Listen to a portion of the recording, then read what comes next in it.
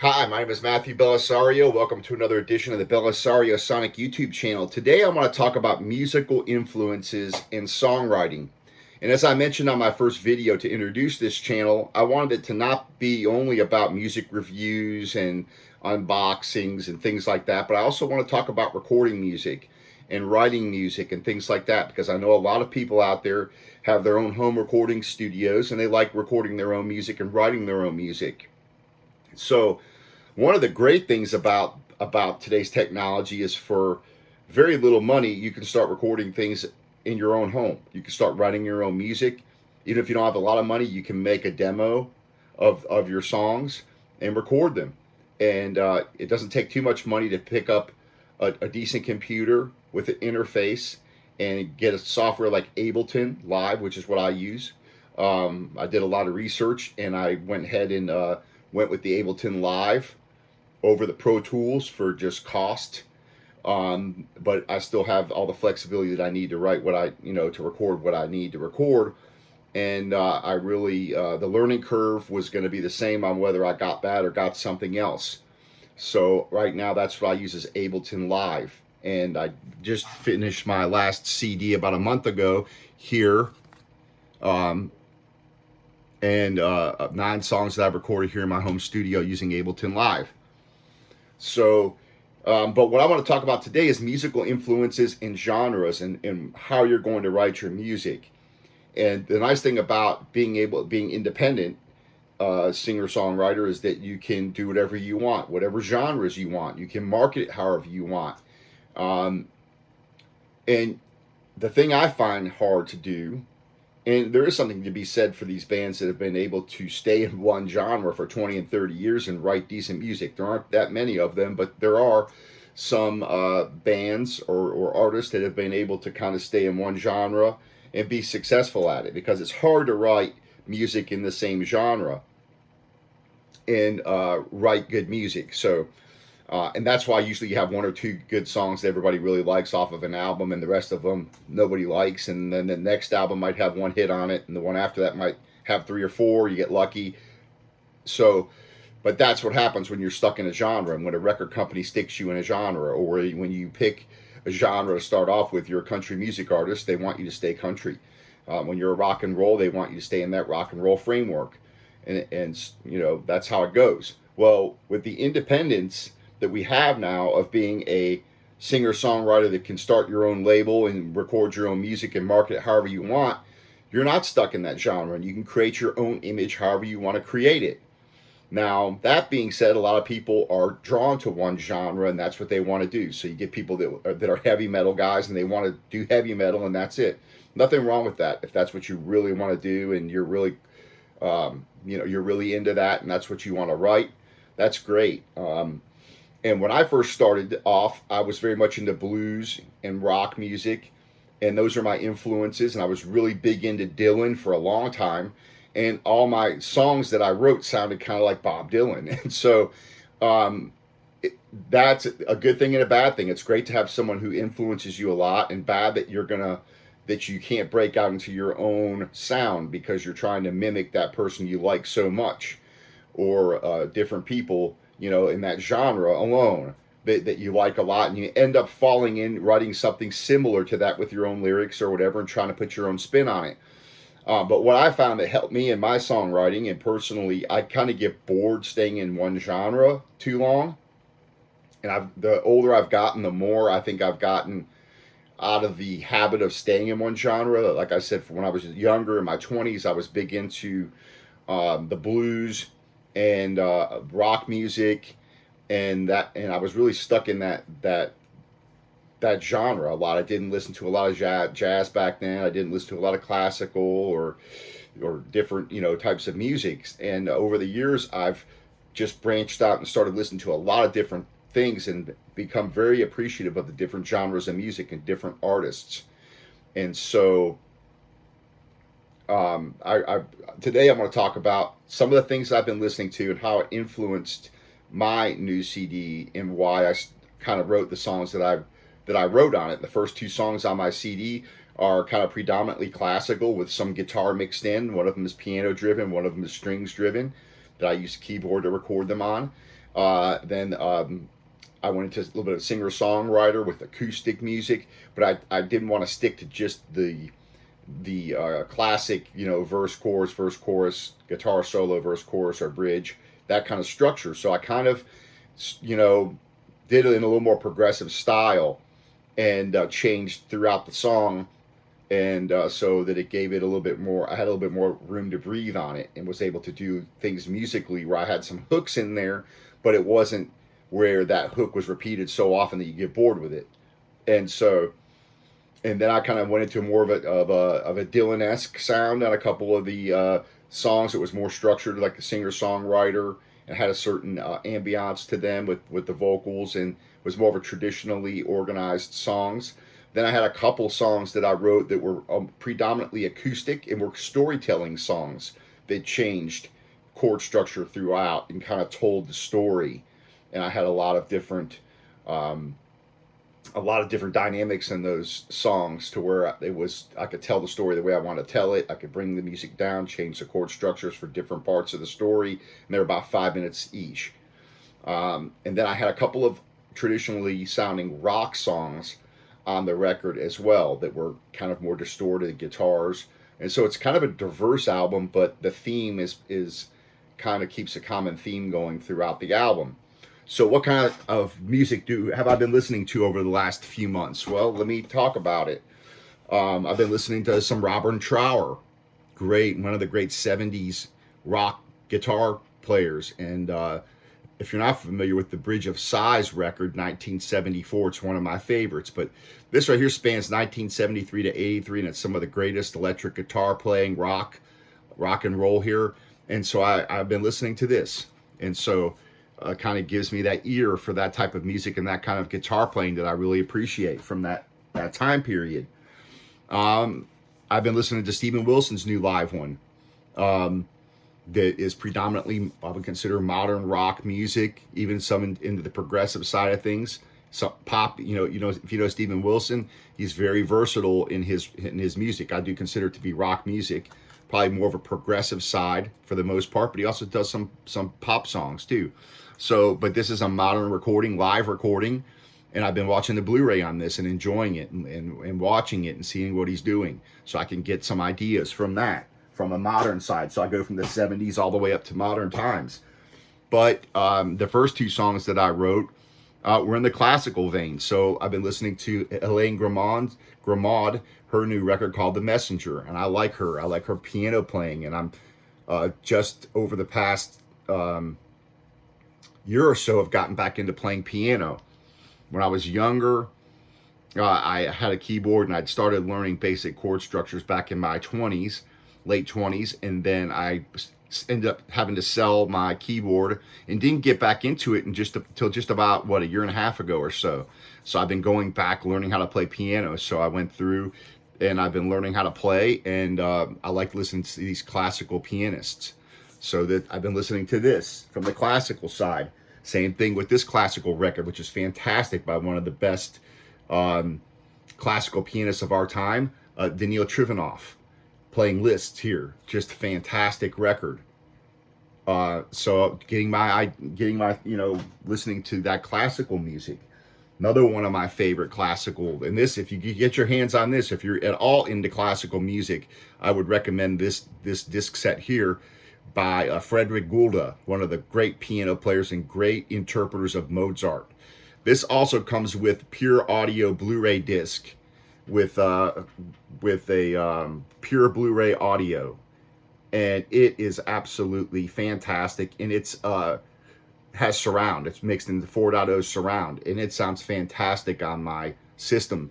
And so I would recommend picking this up. I love this record, and it's just one of my favorite Mozart tunes there, so you can check that out. So that's from the classical side of things. I love classical music. Then going into the kind of the progressive rocks, I've been listening to a lot of Steve Hackett. This is just one of the live DVDs I've been watching and CDs I've been listening to.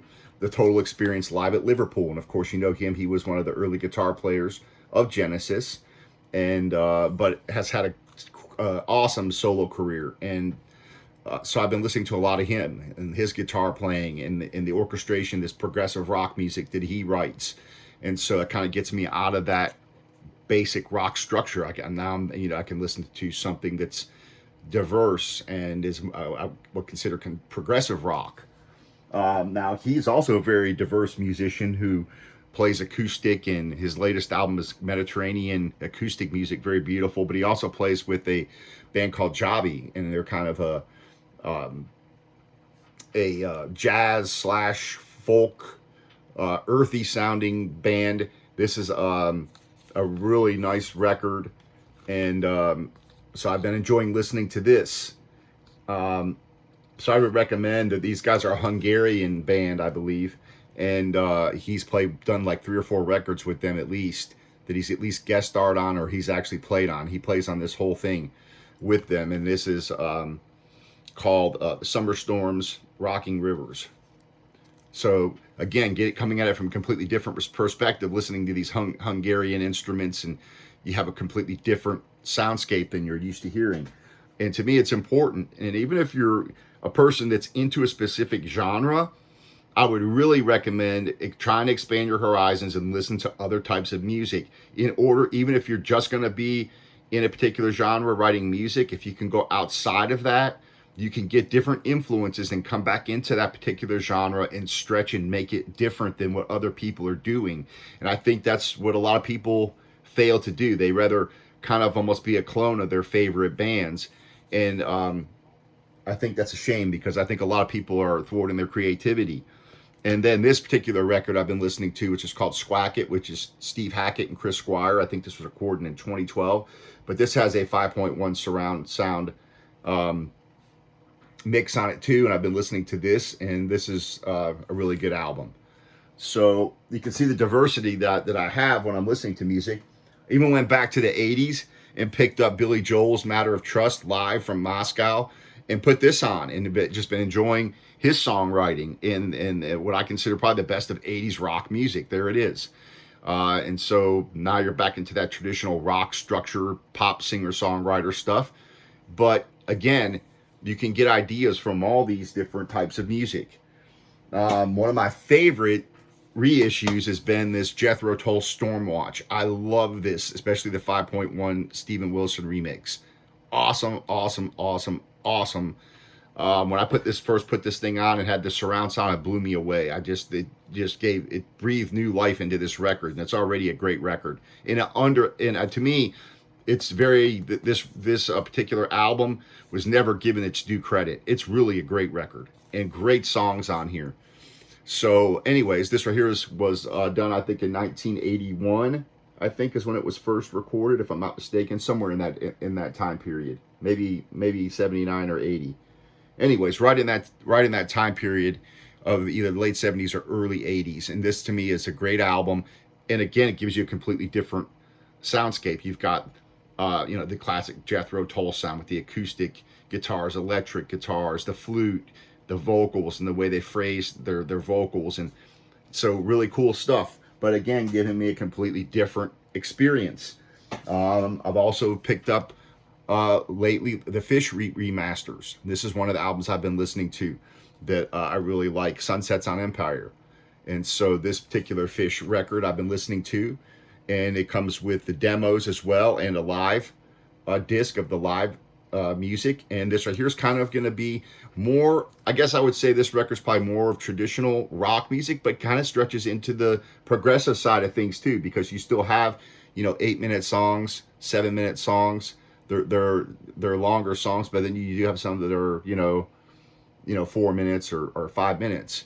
So, but Fesh is, of course, the lead singer from Brilliant for the first 4 albums, but again has had just a fantastic career in the solo side of things, his own music. And so I've been listening to his stuff, and this is one of the records I've been listening to. Now, I'm a big fan of folk music or roots music. That includes country, what I would consider like the real old country stuff that was recorded in Johnson City or Bristol, Tennessee, which was like your really early recordings of Jimmy Rogers and things like that. And that goes on the blues side as well. So I've been listening to this blues record, the Robert Johnson recordings. And so now I'm listening to, now I'm in the old blues sound with the blues structure and getting ideas from that. I'm a big blues fan. I always have been. At the same time, American Epic box set. Listening to this, and this right here has all of your different types of roots music. And so this is a great set if you want to get back into the old American roots music of the blues and the early country music. And you go all the way, different areas of the country, and you can really just get steeped in that American tradition of all these roots, the sounds of these bands. It gives you just new ideas. So I've been listening to that. At the same time, I go back and listen to Bob Dylan's box set here of the Blood on the Tracks, the outtakes, and just sitting down and hearing him play his acoustic guitar and coming up with the songs. And then you go listen to the album and see what he came up with. So I've been listening to that as well. Also been listening to Corea, these two particular records, trilogy, the first two trilogy records, for the jazz stuff, and just digging this. And then now I'm listening to a completely different type of music. Now I'm going into the jazz side of things, where it's a lot of improvisation and different instruments, and again, the whole soundscape is different. So that just gives you kind of an idea of some of the music that I'm listening to. And then when I did the second track on this particular record that I'm going to play for you, the second track on my record,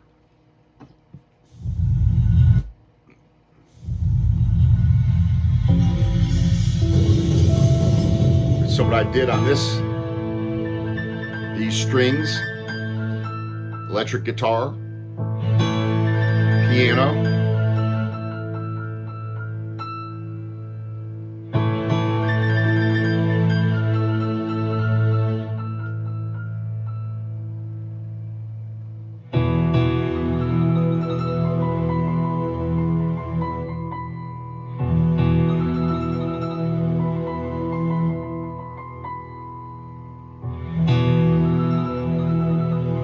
this song's called The Fall.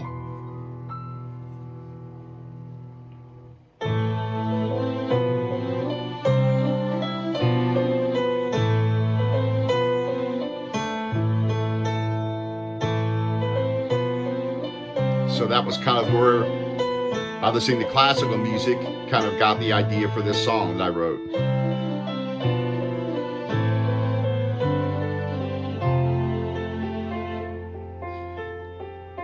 Third track,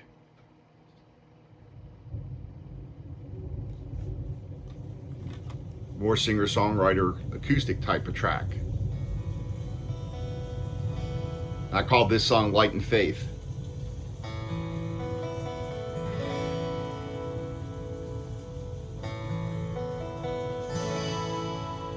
So predominantly acoustic.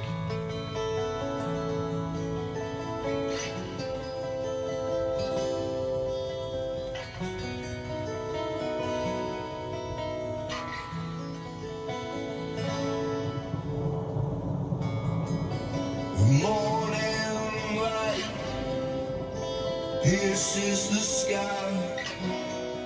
I can feel the panting rain in the air. After the storm. So that's was the third track. I'm just kind of giving you a couple of examples so that you can see what I'm talking about. This song here is more of a traditional singer-songwriter. Tremolo guitar, electric guitar.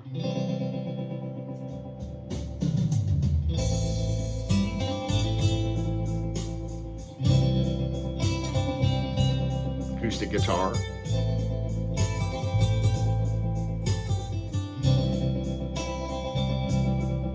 In these dark times, Obvious Dylan influence. demons running around my head. In these dark times, it's like walking among the living dead. Troubled times, can't tell Then the next two tunes are I remember storytelling songs. So like it was yesterday. completely different type of song. That's more of a sea shanty type thing, but telling a story. You must have courage, my son. Sailing the stormy seas of life can't be avoided. But never lose your faith, never lose your hope. And when all is dark, follow the immaculate star of the sea. I said goodbye as I stepped out on that ship. And I knew my destiny was not my own. So predominantly acoustic driven. The captain, he was a madman from South America. And I changed through the song, different chord structures and things like that to go along with the story. The same thing with this song here. A little bit of sitar.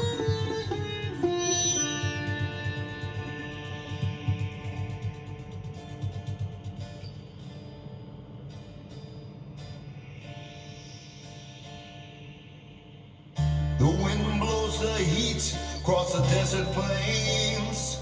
Our brave crusader knights are on the march again. Many of my brothers have fallen on the blood-soaked sands. One day we'll worship free in Jerusalem. So kind of a medieval sounding acoustic guitar. And again, I changed through different chord structures.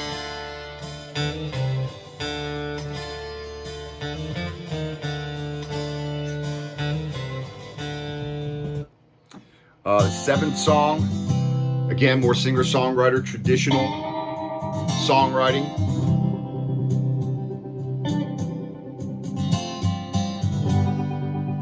Tremolo electric guitar, Stratocaster. Times are fading. I see the storm is coming strong. Your words are manipulation, and your heart is black as coal. Then I go into the eighth song. Now I'm into like a rock genre. Distorted guitars.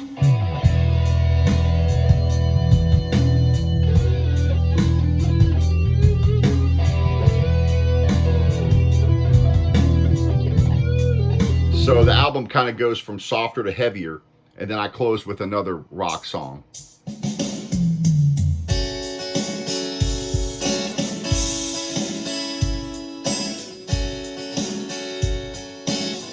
I know the sound quality's probably not the best on this, but Gotta keep my head straight. Gotta go on before it's too late. Sometimes it seems that all's been lost. so There's too much just to kind of give you an example, and whether or not you're into that genre of music or into any of this classical or rock music or whatever it is you're into, it's nice to have the versatility to be able to write music in whatever genre that you want to write it in, and you can market it and yourself and your music however you want. But I think the big thing is to, if you're going to be a good songwriter and you're going to be unique and sound different than other people, I really think that you have to step out and try to listen to different genres of music and try to get ideas and pull them from different places, so that when you're composing your songs, you're not stuck in this little box, and you can maybe shift gears in the song and do something a little different and bring, whatever you want to do. You could be a little more creative with your music. And I don't care what kind of music you're into, whether you're into hip hop music, maybe you don't have to keep the same beat through the whole song. You could change it up, do something different, completely go off into a different, time signature, and bring it back to do, something else. You don't have to keep the song all the way through the same way. If you're writing rock music, maybe you can try going in a different direction. Even country music, You know, it doesn't always have to be 3 chords and you're out. So anyways, that's my video on this, and it's basically just talking about musical influences and just kind of giving you some examples of the music that I'm listening to, and to kind of give you an idea of, you know, if you're stuck in listening to a particular kind of music, maybe this will inspire you to go out and listen to some other kinds of music to try to get some different ideas, so that you can make your songwriting the best that it can be and the most creative it can be. Even if you're not, you know, a jazz guy, well, you know, it still probably wouldn't hurt to go pick up a couple of classic jazz records and sit down and listen to them. And you may find yourself actually becoming a jazz fan if you listen to it enough. But when you go back into whatever music you're writing, you're like, oh, you know, maybe I'll try something. I got an idea from this particular song or this piece of music, and maybe I want to do something a little bit different with this song. So I hope that inspires you to take your songwriting to a new level. And we'll talk to you next time on another video. Take care.